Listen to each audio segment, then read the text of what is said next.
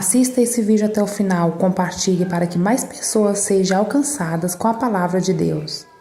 Fechamento da porta da graça. Que porta da graça é essa? Quando falamos em porta da graça, nós estamos querendo dizer a porta da salvação, a oportunidade de ser salvo. A Bíblia ensina que haverá um momento em que as pessoas terão todos os seus casos decididos. E aqueles que estiverem salvos não mais se perderão, e aqueles que estiverem perdidos não mais se salvarão. Isso está em Apocalipse 22:11. Lá diz, continue o imundo ainda sendo imundo, e o santo continue a santificar-se ainda. Mas eu quero buscar na Bíblia apoio para esta ideia. Vamos começar com a Arca de Noé. O pecado havia se alastrado pelo mundo inteiro. Então Deus tomou a decisão de destruir toda aquela geração que não abandonasse o pecado. Chama então Noé, faz com Noé uma aliança, e agora Noé foi ordenado que ele construísse uma arca. Por quantos anos Noé construiu essa arca? 120. Durante 120 anos, Noé esteve construindo a arca. E enquanto construía, ele pregava. E qual era a pregação de Noé? Daqui a 120 anos, virá um grande dilúvio. E a única forma de escapar desse dilúvio e sobreviver é entrando na arca.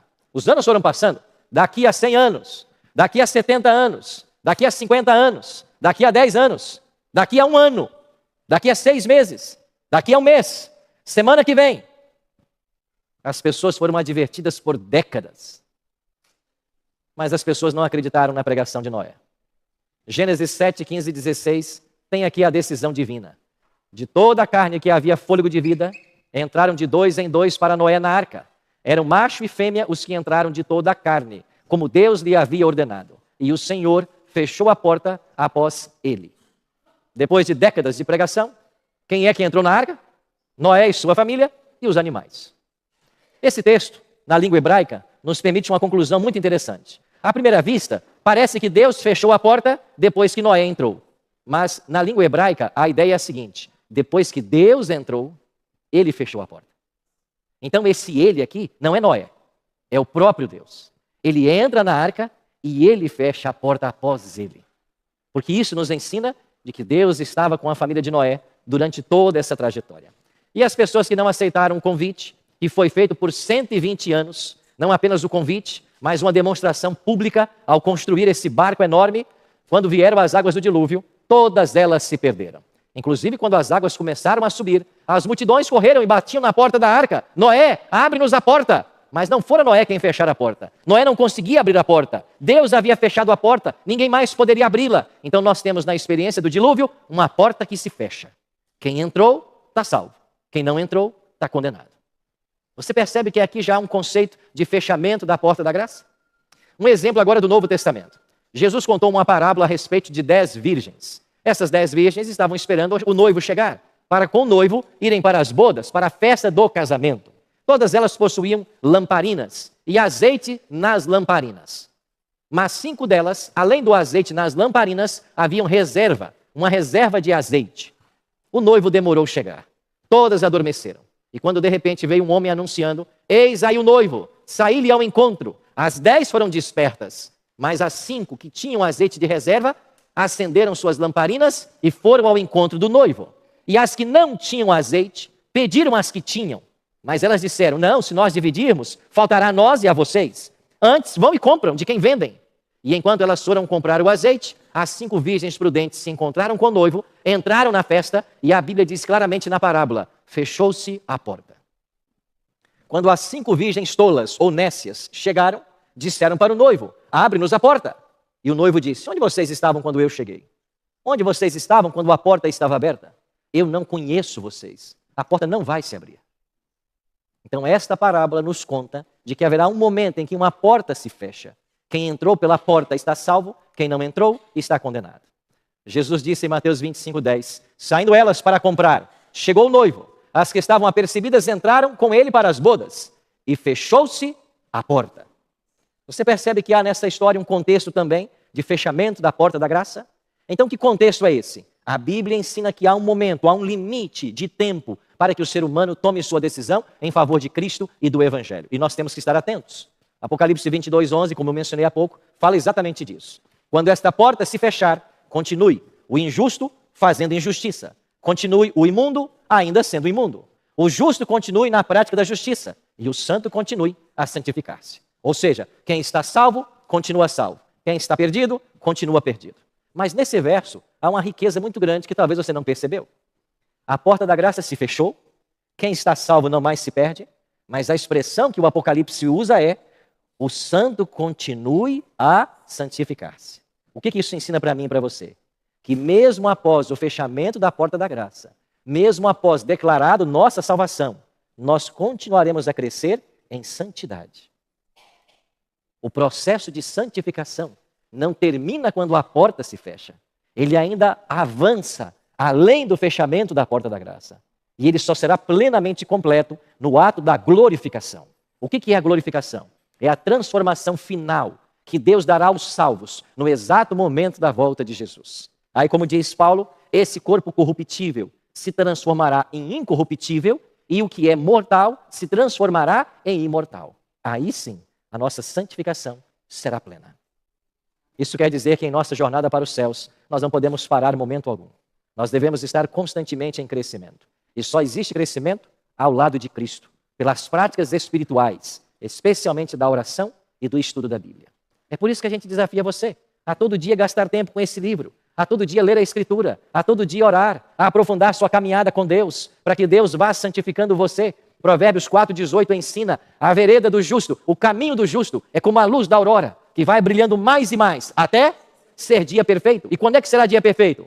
Somente no momento da volta de Jesus. Então haverá um único momento na história em que nós poderemos dizer: estou sem pecado.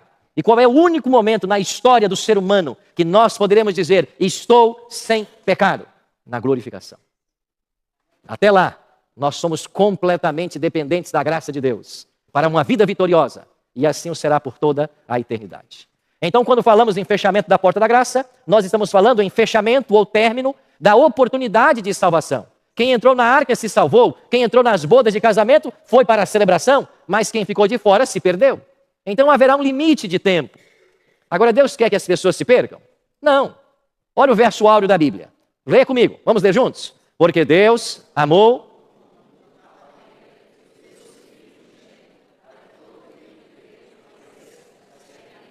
Amém? Deus amou o mundo. Ele deu o seu Filho para todo o que nele crê. Não pereça, mas tenha o quê? Vida eterna.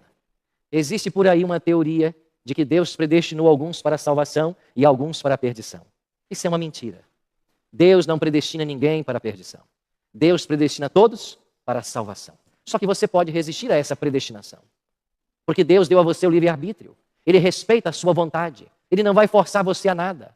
Mas não existe essa história de predestinação, onde aquele que foi predestinado para se perder, jamais se salvará. Isso tolhe, isso acaba com o livre-arbítrio que Deus deu ao ser humano. A palavra de Deus é clara em dizer: para que todo que nele crê, não há acepção de pessoas. Qualquer um que crê pode ser salvo, basta preencher a condição, e a condição está aí. Pedro ensinou a mesma verdade. Olha o que Pedro diz em sua segunda carta, capítulo 3, verso 9. Não retarda o Senhor a sua promessa, como alguns a julgam demorada. Ou seja, Jesus não está procrastinando sua volta, como alguns pensam. Pelo contrário, ele é longânimo para convosco. O que é longânimo? É bondoso. Ele é misericordioso para convosco. Pedro diz assim: não querendo que nenhum pereça, senão que todos cheguem a quê? Ao arrependimento. Pedro está ensinando que Deus não quer que ninguém pereça, senão que todos se arrependam. Não me venha com essa história de que eu fui predestinado para a salvação e não posso me perder, ou fui predestinado para a perdição e não posso me salvar. Não é assim que Deus atua. Deus agiu para salvar a todos. Agora, nem todos querem a salvação, e Deus respeita isso. Mas aqueles que querem, Deus opera o querer e o efetuar, segundo sua boa vontade. Deus quer que todos se arrependam. É isso que a palavra de Deus ensina. O que significa, então, o fechamento da porta da graça? Pastor, o que é isso? O que marca o término da oportunidade de salvação para o ser humano? É a saída de Jesus do santuário celestial. O Senhor Jesus ascendeu aos céus definitivamente 40 dias depois da ressurreição. Foi para o santuário. E no primeiro compartimento do santuário, ele começou uma obra sacerdotal. No ano 1844, Jesus começou uma obra sumo sacerdotal. E junto com essa obra, o juízo.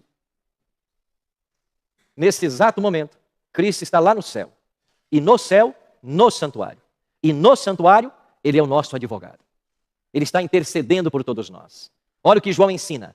João é o discípulo do amor. Olha que linguagem carinhosa João usa. Filhinhos meus, meus amados filhinhos, estas coisas vos escrevo para que não pequeis. Se todavia alguém pecar, nós temos o quê? Um advogado junto ao Pai. Quem é ele? Jesus Cristo. Então nós temos nesse exato momento um advogado lá no céu. E toda vez que eu peco, eu oro a Deus e peço perdão pelo meu pecado, em nome de Jesus. E o meu advogado, ele intercede junto ao Pai, e o meu pecado é perdoado. Então nós temos um advogado. Paulo ensina que o salário do pecado é o quê? A morte. Quem peca tem que morrer. Nós pecamos. Nós merecemos a morte. Mas por que não precisamos morrer? Porque nós temos um advogado que proveu salvação. E se todas as vezes que eu pecar, eu confessar o meu pecado, ele vai me perdoar, porque ele é o nosso advogado. Então ele está no céu e ele advoga por todos nós. O que significa o fechamento da porta da graça? Significa o fim da oportunidade de salvação. E quando isso vai acontecer? Quando Jesus deixar o santuário. Pois quando ele sair do santuário, não haverá mais advogado. Se não há mais advogado, não há mediação, não há intercessão pelo seu pecado. É isso que a Bíblia ensina. O autor de Hebreus confirma essa verdade nas seguintes palavras. Hebreus 4,15. Porque não temos sumo sacerdote que não possa compadecer-se das nossas fraquezas. Antes, foi ele tentado em todas as coisas, à nossa semelhança, mas sem pecado. Então, o autor de Hebreus, que nós queremos ser Paulo, ele está dizendo, nós temos um sumo sacerdote. Ele se compadece das nossas fraquezas. Ele foi tentado em tudo como nós. Ele nunca pecou. E porque nunca pecou, ele pode nos salvar. Paulo está falando de uma realidade presente. Nós temos esse sumo sacerdote. Agora, não teremos para sempre. Porque chegará o momento em que ele vai deixar o santuário. Quando é que Jesus entrou no Santo dos Santos no santuário? Em Daniel 7,13 nós lemos, eu estava olhando nas minhas visões da noite, e eis que vinha com as nuvens dos céus, um como filho do homem, e dirigiu-se ao ancião de dias, e o fizeram chegar até ele. Que cena é esta? É Jesus sendo levado até o Pai, o filho do homem sendo levado ao ancião de dias. Quando eles chegam, o tribunal se assenta, começa o juízo. Estas cenas tiveram seu lugar no ano 1844, de acordo com o capítulo 8 do livro de Daniel. Agora, desde 1844, um juízo se processa na terra. O nome de todo ser humano está sendo julgado. Vimos isso aqui na segunda-feira, me parece, quando estudamos sobre o juízo. Agora, olha o que diz Daniel 12:1. Nesse tempo se levantará Miguel. Quem é Miguel em Daniel? É Jesus. Nesse tempo vai se levantar Miguel. Então veja, no capítulo 7 de Daniel, Jesus é levado ao Pai, assentou-se o tribunal, e se abriram os livros. No capítulo 7, Jesus se assentou, começou o juízo. No capítulo 12, ele se levanta. Olha o que diz o texto. Nesse tempo se levantará Miguel. Por que é que Cristo está se levantando do santuário? Porque ele terminou sua obra como advogado. Ele intercedeu por todos os que desejaram. Ele acudiu cada pessoa que buscou por auxílio. Ele deu atenção, ele salvou todos os que o buscaram. Mas agora ele deixa o santuário. E então Daniel diz que nesse tempo se levantará Miguel, o grande príncipe, o defensor dos filhos do teu povo, e haverá um tempo de angústia qual nunca houve, desde que houve nação até aquele tempo. Mas, naquele tempo, será salvo o teu povo, todo aquele que for achado inscrito, aonde? No livro. Então, quando Jesus se levantar do santuário, é porque o juízo terminou. E o nome de todos os salvos da terra estarão no livro da vida. Quando Cristo voltar, esse livro é aberto, o nome dos salvos será lido, e todos os salvos têm seus nomes no livro, e eles serão levados agora para os céus com Jesus. A pergunta que eu faço para você hoje é, o teu nome já está no livro da vida? Um dia os discípulos voltaram, depois de Jesus enviá-los numa missão, e eles voltaram muito felizes. E eles começaram a apresentar um relatório para Jesus. Senhor, o Senhor nos mandou em missão e nós cumprimos fielmente a missão. Nós pregamos o Evangelho. As pessoas se converteram. Nós oramos, os enfermos foram curados. Nós oramos, os demônios foram expulsos. O Evangelho avançou vitorioso. E Jesus falou assim para eles, vocês estão felizes porque os demônios se submetem a vocês e porque as pessoas estão sendo curadas? Vocês devem estar mais felizes ainda, porque o vosso nome foi escrito lá no céu. Sabe quando é que o nosso nome é escrito lá no céu? Quando nós entregamos nossa vida ao Senhor Jesus e entramos para o seu serviço, a sua obra. É aí que o nosso nome é escrito.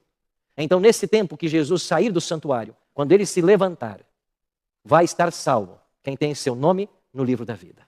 É por isso que a nossa atenção hoje tem que ser voltada para esse santuário. É lá que está o centro divino em favor da salvação do homem. Deus Pai, Deus Filho e Deus Espírito, junto com todos os anjos, estão trabalhando dioturnamente em prol de nossa salvação. Nós precisamos olhar para esse santuário e entender o quanto Deus nos ama e as oportunidades que Ele está dando de salvação. E enquanto há oportunidade, eu tenho que tomar minha decisão.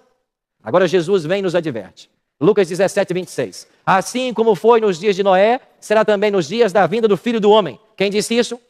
O próprio Jesus. O que Jesus está dizendo? Vocês conhecem a história de Noé?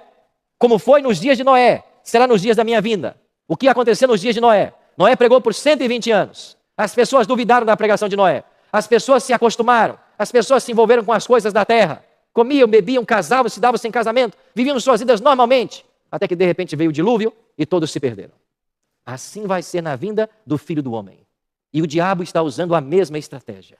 E sabe qual é a estratégia que o diabo usa? Você já viu aqueles ratinhos, aqueles hamsters, que às vezes são colocados numa gaiola, tipo uma rodinha, e ele fica correndo, e a rodinha gira, e ele não sai do lugar, porque a rodinha fica girando no mesmo lugar. O diabo está fazendo isso com as pessoas. O diabo está segurando as pessoas nas coisas desse mundo. O diabo está tentando ofuscar o brilho da eternidade para você. O diabo está trabalhando para cegar você. O diabo está trabalhando dioturnamente para colocar na sua frente coisas que te prendam a esse mundo. E muitas pessoas, estou falando de pessoas boas, honestas, pessoas bem intencionadas, algumas delas estão se matando no trabalho e não têm tempo para Deus.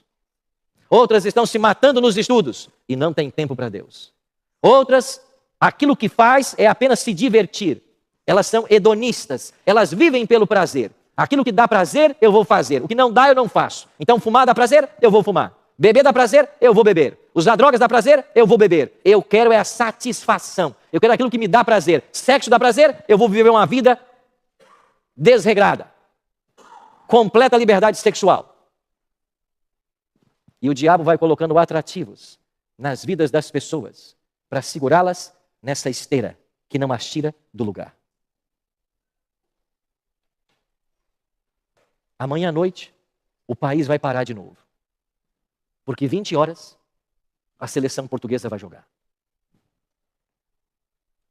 Eles estão falando até hoje do que aconteceu no domingo ou na segunda, no último jogo da seleção. Eu estou aí no hotel e eu às vezes fico passando os canais da TV para ver o que estão falando e eles só falam do futebol, do goleiro que pegou 3 pênaltis. Só falam como vai ser o jogo. Agora é a França. Como é que está a França? Como é que está Portugal? Fala desse jogador, fala daquele. Eles têm assunto para o dia inteiro. E as pessoas estão bebendo nisso. Amanhã à noite o país vai parar. Como acontece no Brasil. A seleção vai jogar, o país para. Mas quando acabar o jogo de sexta, virá um outro jogo. E mais outro, e mais outro, e mais outro. E sabe qual é a ideia do diabo? Vamos mantê-los entretidos em alguma coisa.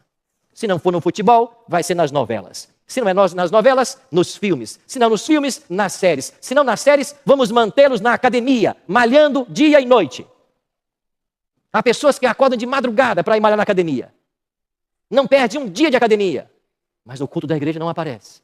Não tive tempo. Pessoas que estão endeusando a boa forma física. E veja, não estou falando contra a prática de esportes. Não estou falando contra o exercício. Eu amo jogar futebol. Se deixasse, eu jogava todo dia. Mas não é isso que vai me levar para o céu.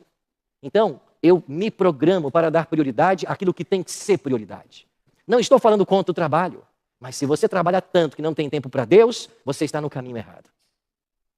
Você está entendendo?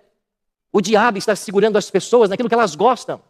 As pessoas estão amarradas a esse mundo por algum tipo de prazer e se esquecem de que nesse exato momento, lá no santuário celestial, o juízo se processa. A porta da graça ainda está aberta, mas Jesus falou, como foi nos dias de Noé, será nos dias da vinda dele. E as pessoas estão como? Elas estão comendo, bebendo, casando, se dando sem casamento. O que significa isso? Elas estão vivendo sua rotina.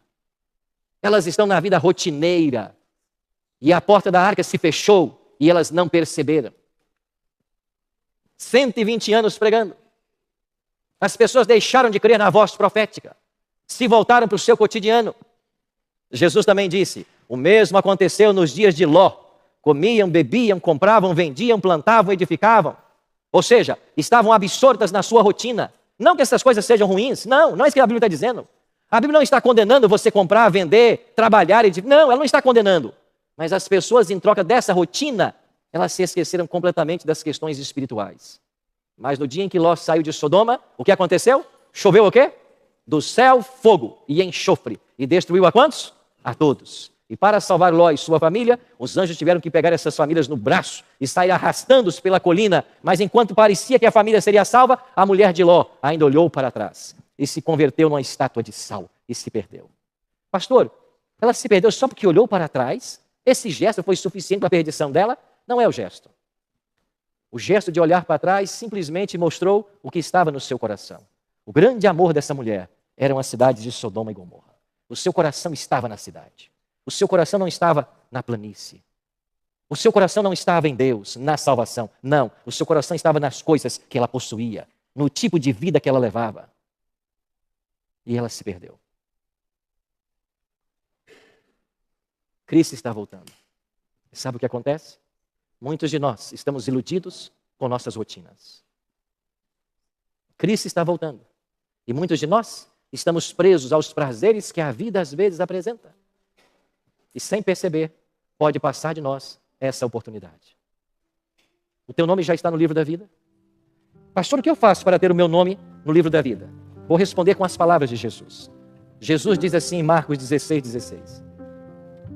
Quem crer e for batizado será salvo. Quando você aceita Cristo como teu salvador pessoal, quando você passa pelo santo batismo, o teu nome vai para o livro da vida. Quando eu me entrego a Jesus e passo pelo santo batismo, o meu nome vai para o livro da vida. Eu tive a alegria de dar esses passos quando eu tinha 13 anos de idade. Com 13 anos, eu tomei minha decisão depois de estudar esse livro. E numa tarde de sábado, no mês de setembro de 1985, eu fui para uma lagoa chamada Lagoa Vermelha. E nesta lagoa, junto com dezenas de outros juvenis, eu fui batizado. Eu tinha então 13 anos. Meu nome foi para o livro da vida. Isso já faz quase 40 anos.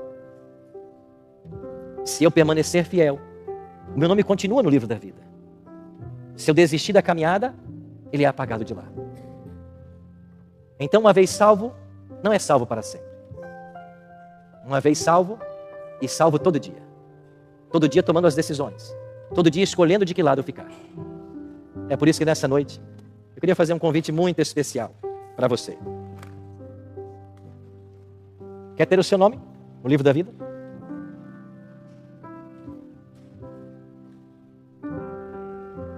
Você precisa então entregar sua vida a Jesus e passar pelo santo batismo. Faça isso essa noite. Por que, pastor, essa noite? Eu vou te dizer por quê. No mês passado, eu dirigi uma classe de estudos bíblicos em uma de nossas igrejas, lá em Santa Catarina. Eu preguei um sábado de manhã nessa igreja. E quando eu fiz um apelo para o batismo, numa igreja de mais ou menos uns 60 membros, melhor 80 membros, 21 pessoas vieram aqui à frente. E quando eu vi aquela multidão vindo à frente, 21 pessoas, eu pensei, eu acho que elas não entenderam o meu convite. E eu comecei a perguntar uma por uma, você entendeu que eu convidei você? Sim, pastor. Você quer ser batizado? Quero. Você nunca foi? Não, nunca fui. E você? Não, também nunca fui. E você? Sim, eu já fui, pastor. Mas eu afastei-me dos caminhos do Senhor. Eu saí da igreja. Eu quero voltar. E você? Eu fui perguntando uma por uma para acreditar no que eu estava vendo. E eu perguntei para as 21 e todas elas eram de fato, elas haviam entendido. Elas queriam ser batizadas. Era um sábado de manhã. Eu disse, então vamos organizar uma classe bíblica. E eu vou vir aqui agora toda quinta-feira para estudar com vocês. E eu fui lá 7 quintas-feiras para estudar com esses que queriam se batizar. Naquele sábado, 21 tomaram a decisão. E depois de 7 semanas estudando a Bíblia, chegou o sábado, que seria o último sábado do estudo, e depois, na quinta-feira, o batismo. E na quinta-feira, do encerramento dessa classe bíblica, nós batizamos 17 pessoas. Algumas não puderam porque não estavam casadas ainda, viviam sem o casamento. Mas uma semana antes do batismo, no sábado, antes do batismo, que seria na quinta, no sábado, eu preguei novamente nessa igreja. E aí estava um senhor que havia tomado sua decisão. Ele estava se reaproximando de sua família. Ele estava separado. Mas ele estava voltando para a igreja e tentando reconquistar sua família. Naquele sábado à tarde, ele esteve com a família para fazer o pôr do sol com eles. Mas no sábado seguinte, à tarde, eu fui chamado para fazer a sua cerimônia fúnebre, porque ele perdeu a vida. E quando chegou o batismo dos 17, poderiam ter sido 18, mas dias antes, ele faleceu. Você não sabe quanto tempo você tem. Não brinque com salvação.